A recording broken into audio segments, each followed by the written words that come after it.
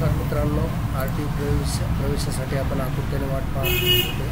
तर शेवटी ते चालू झालेलं आहे. इथं बघूया आपण फर्स्ट क्लाससाठी ॲप्लिकेशन डाऊन क्लाससाठी